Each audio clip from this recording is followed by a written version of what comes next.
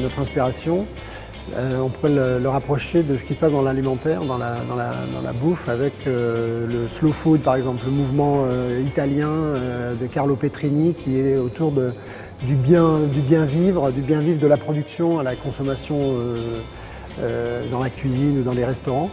Et en termes de création culturelle, on peut se dire qu'on a un modèle un peu similaire. L'idée, c'est d'être un peu le bio des médias, le bio de la télé, du cinéma, du web. Alors évidemment en influant sur ces valeurs, pas en produisant tout évidemment, mais en essayant de peser justement sur ce qui compte dans ce moment important de la production de contenu qui est en train de basculer vers une nouvelle dimension. C'est un petit rêve parce que moi ce qui m'importe c'est toujours de faire des contenus et des films et des projets le plus ambitieux possible.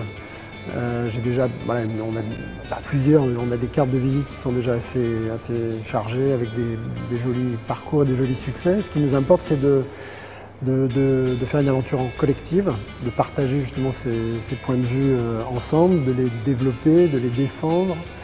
Et la barrière qu'on a fait un petit peu sauter, c'est celle des milieux qui se parlent pas toujours, qui se tournent souvent le dos. Et là, c'est de réunir dans une même embarcation des gens qui ont des métiers différents, qui ne sont pas très éloignés, mais qui ont des visions du monde, des visions de la création, de l'écriture qui ne sont pas forcément les mêmes, et de les faire cohabiter pour faire des choses ensemble. Voilà. Donc bon, c'est joli le partage, quoi. On peut dire ça comme ça.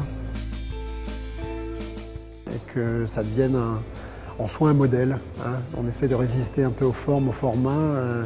On a même un slogan entre nous qui dit « fuck format » parce qu'on pense que tout existe en dehors justement des éléments qui sont très formatés, de la copie ou de la photocopie trop souvent diffusée notamment dans les médias traditionnels.